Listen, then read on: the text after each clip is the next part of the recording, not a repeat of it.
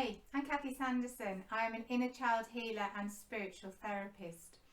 I've been working with my clients recently around anxiety, panic attacks, where it comes from, why you've got it, where it originates from, and best of all, how to be free from panic attacks.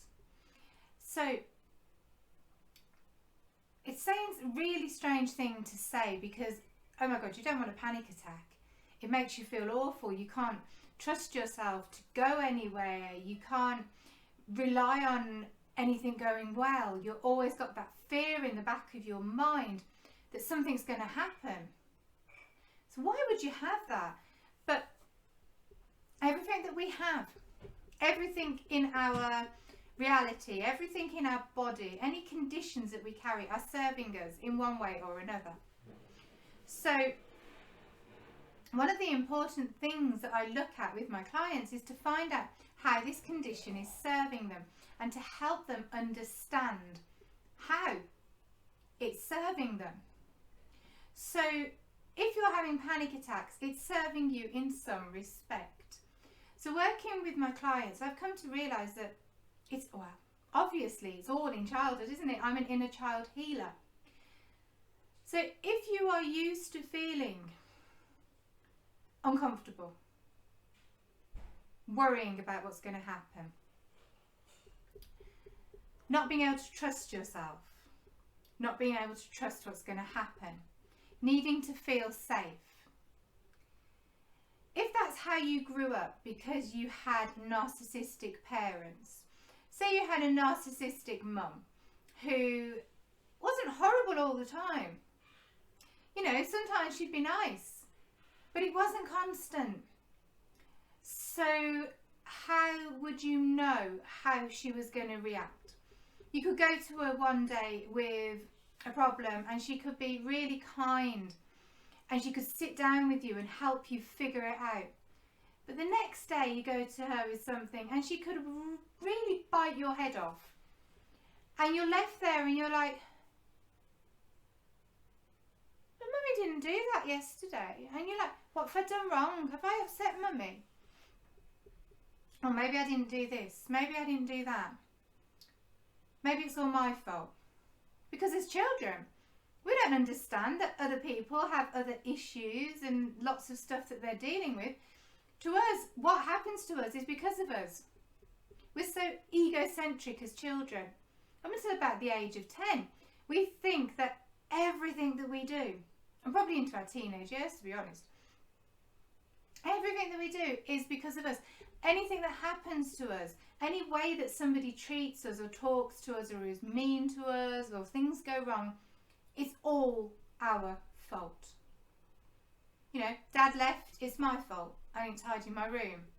I shouted at him. Mum and Dad are fighting, it's my fault. I didn't tidy my room. I shouted at him. Everything is, as a child, is your fault. That's the way you see it. So when your mum turns round and is mean to you after being so nice the day before, well, what have you done? What's wrong? God, what's wrong with me? And you skulk away and you like make a thing that you'll never do it again, whatever it was, but you don't know what it was. And then it happens again. Mum's really nice to you and you're feeling really comfortable and you're feeling happy because that's all you ever want, isn't it? Mum to be nice to you. Mum to care for you, Mum to be kind to you, Mum to make you feel special, feel loved, and maybe, you know, she's giving you a hug and you've wanted that hug for so long. But you go back to her the next day and she won't give you a hug. She swipes you out of the way. You're in the way, I'm late, get out of my way. Get out, get out. And you're like, but Mummy, I wanted a cuddle. No, you've done this, you've done this, you've done this. No. And you're left there and you know, your little bottom lip shaking and you're feeling really sad and wondering what you've done wrong again. Now, this cycle creates so much, and in some ways, because you're not experiencing abuse continually, it's worse because you haven't got it bad, have you? And know that if you're experiencing abuse continually, people are continually mean to you, you know what you're going to expect, you know what you're going to get. But if people are nice to you one minute and they're not nice the next minute, how do you know where you are? How do you know how a situation's going to go? How can you prepare yourself for how that situation's going to be? You're always going to be anxious. You're always going to be wound up. You're always going to be looking for the door. And that continues now in adulthood because it stays with you. So how do you know what to do? It's like how's making decisions? You can't make a decision because you're so used to not knowing what's going to happen. You fear the future. Anxiety is all about fearing the future. Depression is being stuck in the past. We need to live in the present. But how can you live in the present if you've spent all your childhood fearing what's going to happen?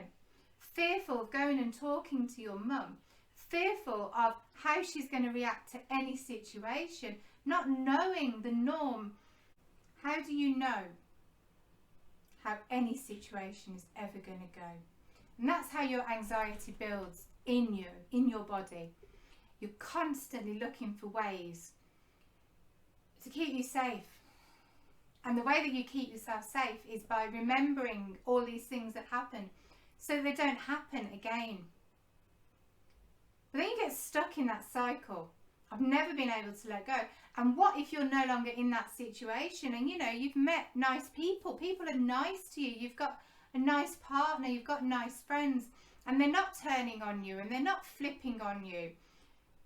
But you're always looking for it. Always. And because you're always looking for it, you're going to find it. Law of attraction.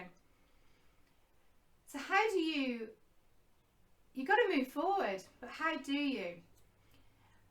So anxiety attacks are from those situations, because say that you have experienced that situation that I'm speaking about or similar situations for so long as a child.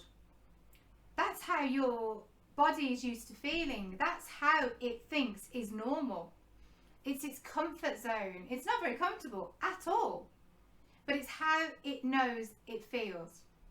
And everything that we learn up until the ages of 7, 8, 9 is gospel. It's a Bible. It's truth.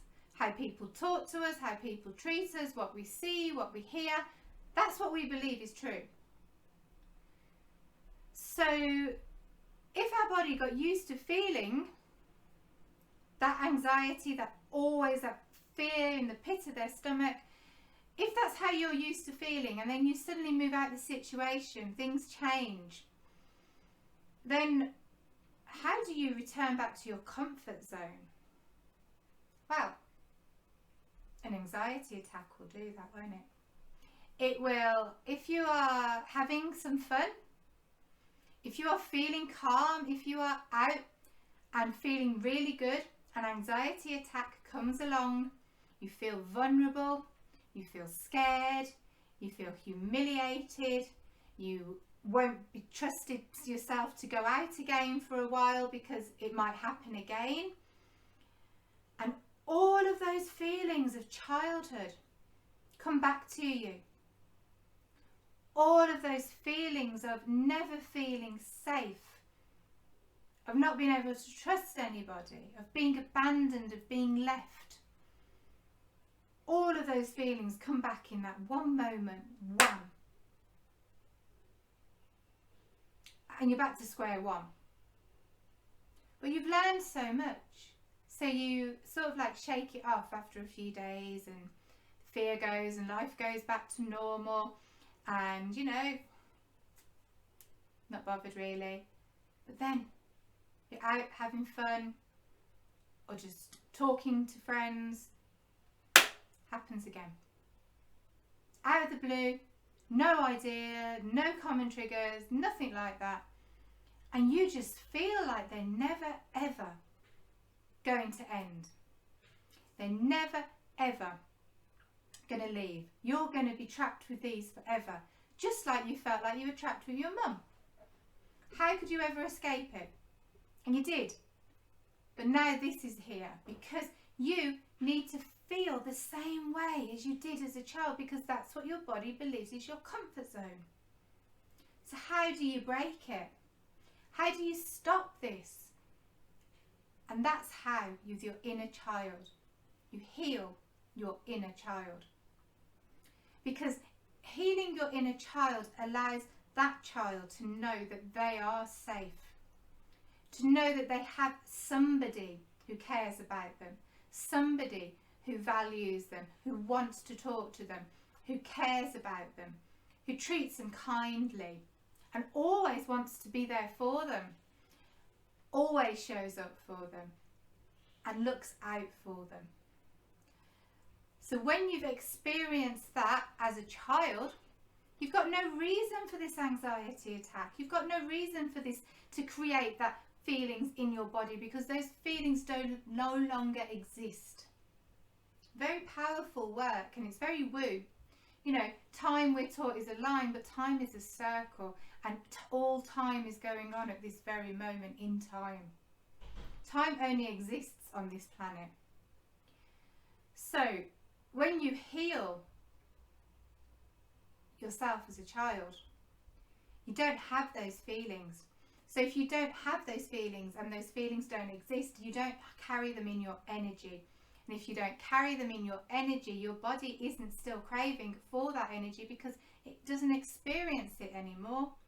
So it's not finding ways to pull you back to how you believe subconsciously is right to feel. That's a bit, isn't it? But somewhere I imagine it's starting to make sense. So if you want to know more about how to heal this, if you want to know how to work with me to heal this anxiety, these panic attacks, to heal all of those childhood traumas, those negative experiences from childhood, links are in the comments. And if you look, you can also get a guide to reconnect you to your inner child too. And if you want to know more about inner child work, then come and join my free Facebook group. There's loads of information, advice and guidance in there. Have a great day.